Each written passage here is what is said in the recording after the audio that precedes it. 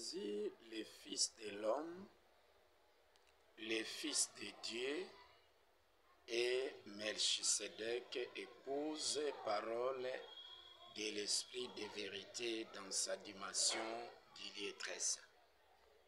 Christ demeure réellement le roi éternel dans l'illettresse. Christ possède son propre royaume dans l'illettresse. Christ possède et le lion de la tribu de Juda dans l'illettresse. Christ est le roi de Salem, le roi de paix dans l'illettresse. Et dans l'illettresse, c'est lui qui porte la plus belle robe, le plus grand message qui fait de tout le monde les éternels. Christ dans l'illettresse demeure réellement l'épouse et parole du Saint-Esprit de l'Éternel, de l'Esprit de vérité dans sa dimension d'illettresse. Christ dans l'illettresse n'a pas de père, n'a pas de mère, n'a pas de commencement, même pas de fin, mais il demeure l'épouse et parole de l'Esprit de vérité dans sa dimension d'illettresse. Alors, Christ a joué plusieurs rôles.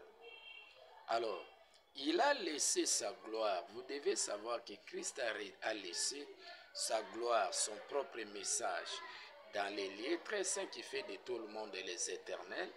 Il est descendu dans le royaume de Dieu.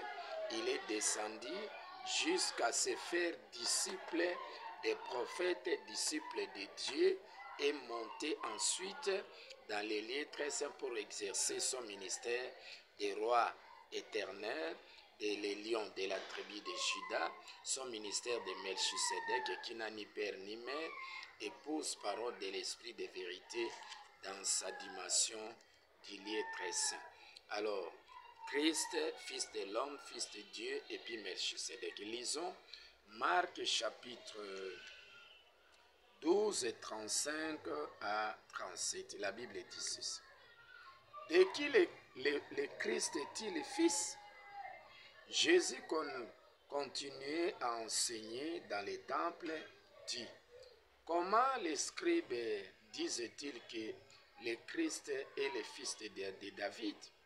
David lui-même, animé par l'Esprit Saint, a dit, le Seigneur a dit à mon Seigneur, assieds-toi à ma droite jusqu'à ce que je fasse de tes ennemis ton marchepied.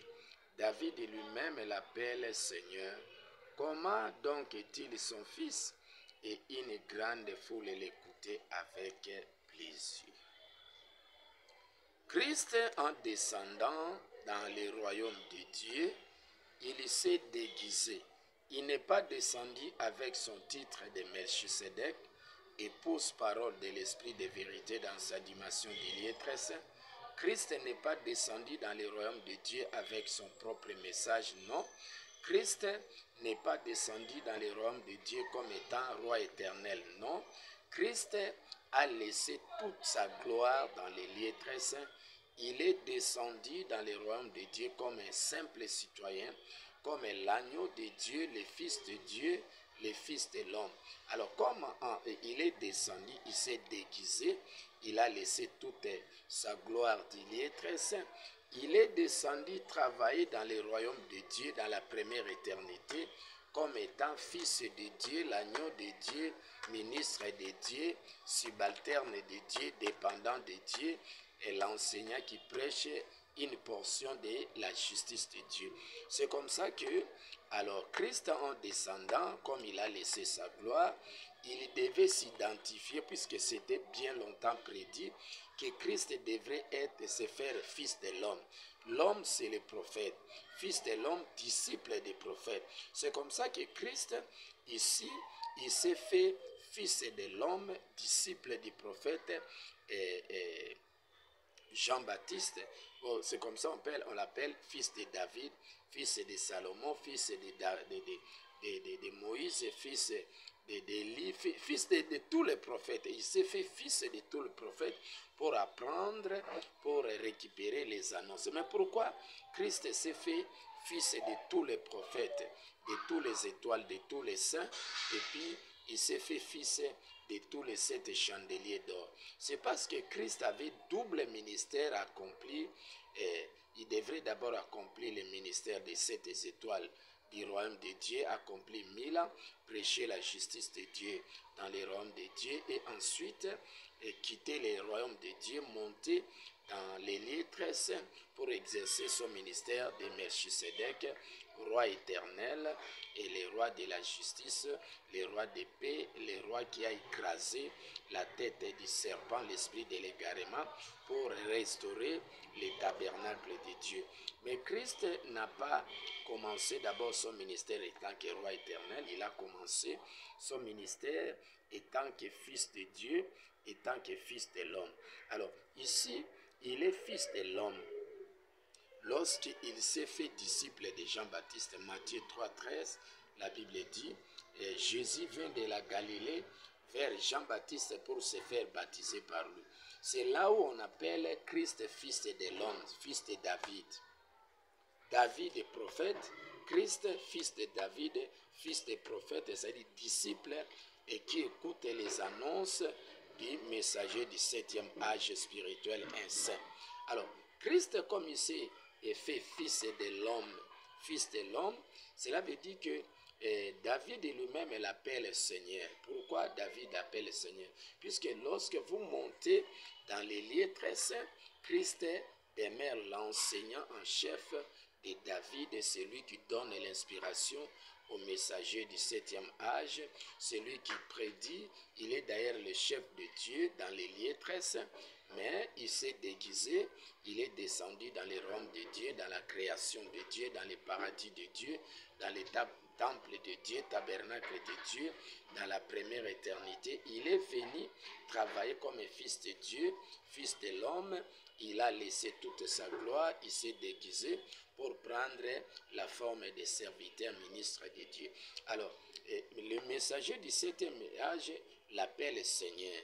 C'est comme ça qu'il dit, le Seigneur dit à mon Seigneur. Là maintenant, c'est Christ travaillant dans les royaumes de Dieu.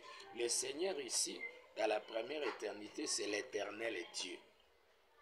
C'est l'éternel Dieu qui parle, qui ordonne à Jésus, fils de Dieu, ici dans les royaumes de Dieu. Le Seigneur dit à mon Seigneur. Le Seigneur là, c'est l'éternel Dieu. Il dit à son Seigneur c'est Jésus.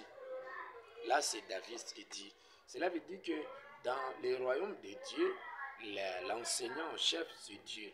Après Dieu, c'est Christ. Après Christ, c'est le messager du 7e âge spirituel, les saints. C'est comme ça que Apocalypse 2:1, la Bible dit, Jésus tient dans sa main droite les 7 étoiles.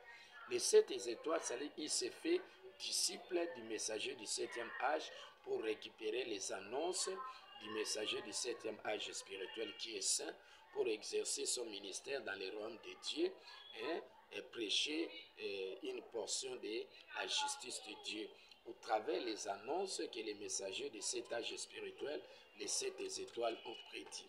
Alors, Christ qui travaille dans les royaumes de Dieu ici, il s'est fait fils de l'homme, après il s'est fait fils de Dieu. Il est fils de Dieu lorsqu'il a quitté. Donc, dès que Jésus fut baptisé, il sortit de l'eau, le Saint-Esprit descendit sur lui et en forme d'une colombe, les cieux s'ouvrirent, la voix fit entendre, celui-ci est mon fils bien-aimé. Ça veut dire, lorsque Christ termine avec le messager du 7e âge spirituel qui est saint pour récupérer les différents enseignements d'annonce des 7 étoiles, Christ s'est fait maintenant fils de Dieu. Il doit maintenant prêcher la justice de Dieu au travers les annonces que les messagers de cet âge spirituel ont prédit, et il se réfère au travers les annonces que les messagers de cet âge que l'éternel Dieu a prédit au travers les 7 étoiles. C'est comme ça que Christ a travaillé comme fils de l'homme lorsqu'il est disciple de Jean-Baptiste, fils de Dieu, lorsqu'il prêche la parole de Dieu. C'est comme ça que la Bible dit, Matthieu 24:14, cette bonne nouvelle du royaume de Dieu sera prêchée dans le monde entier, et alors viendra la fin de la création de Dieu, et là c'est le commencement de la création de Christ et Melchisedec. Mais Christ est venu, il travaille ici comme fils de Dieu. Le Fils de Dieu, c'est un subalterne de Dieu. Le Fils de Dieu prêche une portion de la révélation de la parole de Dieu. Là, Jésus est Fils de Dieu lorsqu'il s'est fait Dieu vivant.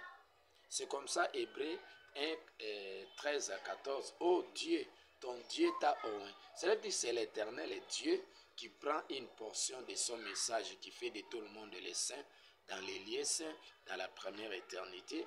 Il transmet cela à Jésus, le Fils de Dieu, l'agneau de Dieu, pour faire de lui saint, 3 fois saint. C'est comme ça que l'Éternel Dieu dit dans Lévitique 19:2, soyez saints comme moi je suis saint, l'Éternel votre Dieu. Alors Jésus qui a prêché la justice de Dieu, la parole de Dieu, c'est un Jésus saint, c'est un Jésus fils de Dieu, c'est un Jésus subalterne de Dieu, c'est un Jésus ministre de Dieu, c'est un Jésus qui a travaillé au service de Dieu, c'est un Jésus qui reçoit son inspiration auprès de l'Éternel Dieu, c'est un fils de Dieu et c'est un dépendant, un parasite de Dieu. Mais lorsque Jésus a fini son ministère de 1000 ans dans le royaume de Dieu, il devrait quitter maintenant le tabernacle de Dieu à la fin de la création, de la création de Dieu, puisque la Bible dit, cette bonne nouvelle sera prêchée dans le monde entier et alors viendra la fin de la création de Dieu. Et là maintenant c'est le commencement de la création de Christ qui fait de tous les élus de prédestiner les éternels. Après avoir bénéficié la parole de Dieu à être un saint, devenir un saint, on ne se limite pas là-bas. Là, c'est juste l'enseignement de la première éternité qui fait de nous des saints. Mais à part l'enseignement de Dieu, de l'éternel Dieu qui a fait de nous des saints, on devrait attendre encore le message de Christ, Melchisedec, qui fait de tout le monde les éternels. C'est comme ça que Christ a double ministère.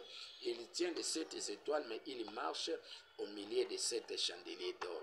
Le Christ qui marche au milieu de 7 chandeliers d'or n'a pas de père, n'a pas de mère, c'est une épouse parole de l'esprit de vérité dans sa dimension d'il est très saint. Là, c'est le ministère de Christ tant que Melchisedec, roi éternel, épouse et parole de l'esprit de vérité dans sa dimension d'il est très saint. Mais Christ a travaillé d'abord dans les royaumes de Dieu comme fils de Dieu et il a prêché la justice de Dieu. Il a fait de tout le monde les saints des petits dieux, puisque dans le monde de Dieu, il n'y a pas de chrétiens, il n'y a que des petits dieux. Hein? Psaume 82, verset 6, j'avais dit, vous êtes des dieux. Ceux à qui la parole de Dieu a été adressée sont appelés des petits dieux. Alors Jésus aussi était un petit Dieu lorsqu'il a travaillé, lorsqu'il travaillait dans les royaumes de Dieu, il a prêché la justice de Dieu. Alors Jésus devrait quitter le royaume de Dieu, le tabernacle de Dieu. Là maintenant c'est Hébreux chapitre 9, versets 11 à 12. Jésus a traversé le tabernacle de Dieu, c'est un Jésus saint. Il a prêché la justice de Dieu et il est entré une fois pour toutes dans les lieux très saints. Le Christ qui est entré une fois pour toutes dans les lieux très saints, qui a suivi l'esprit de vérité dans sa dimension du lieu très saint pour exercer son ministère du lieu très saint, ce Christ-là devient maintenant Melchisedec, roi de Salem et roi de paix. C'est comme ça qu'on confirme ici, là maintenant il devient Melchisedec. Hébreux chapitre Christ devient Melchisedec lorsqu'il quitte les lieux saints, il monte dans les lieux très saints, puisque c'était prévu dans Jean 6 et 63, si vous voyez le Fils de l'homme monter où il était auparavant. Il était auparavant dans les lieux très saints. Il était auparavant le roi éternel. Il était auparavant Melchisedec, épouse parole de l'esprit de vérité dans sa dimension du lieu très saint pour faire de tout le monde les éternels.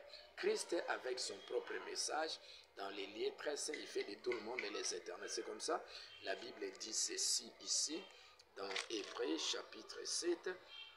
En effet, c'est Melchisedec, roi de Salem, roi de paix. Il est descendu dans les royaumes de Dieu, il a travaillé comme sacrificateur du Dieu très haut. 2. Et à qui Abraham donna la dîme de tout, qui est d'abord roi de justice. Il est roi de justice dans le royaume de Dieu. Ça, c'est un agneau de Dieu Hein, le ministre de Dieu, c'est le roi de justice qui a prêché la justice de Dieu. Et d'après la signification de son nom. Ensuite, roi de Salem, c'est-à-dire roi de paix. Christ maintenant devient roi de Salem et roi de paix lorsqu'il quitte les lieux saints, il monte dans les lieux très saints, Hébreux 9, 11 à 12. Christ abandonne maintenant le titre de fils de Dieu, l'agneau de Dieu, ministre de Dieu. Il devient maintenant épouse, parole et l'esprit de vérité dans sa dimension du lieu très saint. Là, c'est Melchisedec, l'enseignant en chef de Dieu, qui a reçu son propre message dans Apocalypse. Lorsque vous lisez Apocalypse 19, versets 11 à 12, il a reçu un nom que personne ne connaît si ce n'est lui-même. Les noms là, c'est le message que l'esprit de vérité, dans sa dimension du lieu très saint, confie à Christ. Melchisedec, épouse parole de l'esprit de vérité, dans sa dimension du lieu très saint, pour faire de tout le monde les éternels. C'est comme ça que la Bible dit dans Psaume 68 et 34, chantez à l'honneur de celui qui s'avance dans les cieux. Là, c'est Christ qui a travaillé comme étant Emmanuel, fils de Dieu, ministre de Dieu, et qui s'avance dans les cieux éternels. Là, maintenant, c'est Melchisedec. Là, c'est la seconde éternité. Christ qui travaille, qui est devenu roi éternel, dans les cieux éternels, qui fait de tout le monde les éternels au travers de son propre message. C'est un Christ maintenant qui est devenu épouse et parole de l'esprit de vérité dans sa dimension du lieu très saint. Et Dieu qui a fait de Jésus 3 fois saint au travers de son message dans les lieux saints, Christ fera de Dieu un Dieu éternel au travers de son propre message du lieu très saint. Alors, de la manière que Dieu a fait de Jésus 3 fois saint, Christ Melchisedec épouse parole de l'esprit de vérité dans sa dimension du lieu très saint au travers de son message fait de Dieu un Dieu éternel. Et quand Christ fait de Dieu un Dieu éternel au travers de son message, Dieu devient subalterne de Christ, Christ devient l'enseignant en chef de Dieu, puisque dans les lieux très saints, c'est l'enseignant en chef, c'est l'éternel Christ, c'est l'esprit de vérité qui enseigne ensemble avec son épouse Christ, qui a porté la plus belle robe de Luc 15, 22. Hein? Lorsqu'il est revenu, donc, l'esprit de vérité lui a confié la plus belle robe. La plus belle robe, c'est le message du lieu très saint, qui dépasse de loin le message de Dieu du lieu saint qui a fait de nous des saints. C'est comme ça que vous voyez ici, roi de Salem, Melchisedec, qui n'a ni père, ni mère, ni généalogie, ni commencement, des jours, ni fin. Là, c'est Christ, roi éternel, qui est revêtu du message éternel. Là, maintenant, c'est Christ là, Melchisedec marche au milieu de 7 chandeliers d'or. Les 7 chandeliers d'or, ce sont les prédictions des messagers qui sont devenus des éternels, qui ont prédit aussi en faveur de la parole éternelle de Christ. Melchisedec épouse parole de l'esprit de vérité dans sa dimension d'Ilié 13. Vraiment que l'Éternel vous bénisse. On était tous des fils de l'homme. Lorsqu'on écoutait les annonces des messagers, on est devenus des fils de Dieu pour être devenus des saints. Hein, selon Lévitique 19, 2, soyez saints comme moi je suis saint, l'Éternel votre Dieu. Et Jésus devrait quitter le royaume de Dieu à la fin de la création de Dieu, de la proclamation de la parole de Dieu, et il devrait monter dans les lieux très saints, dans la seconde éternité, dans son propre royaume, pour exercer son ministère étant que Melchisedec, roi éternel. Aujourd'hui, Christ a reçu sa propre message qui fait de tout le monde les éternels. Et aujourd'hui, Christ reçoit son inspiration tout droit de l'esprit de vérité dans sa dimension de l'être saint. Christ, l'esprit de vérité, a fini son œuvre avec Dieu et il a quitté les lieux saints, il a quitté Dieu. Maintenant, aujourd'hui, l'esprit de vérité travaille ensemble avec Christ Melchisedec, roi éternel qui a écrasé totalement la tête du serpent, l'esprit de l'égarement, et qui fait de tout le monde les éternels au travers de la parole éternelle. Que l'Éternel vous bénisse.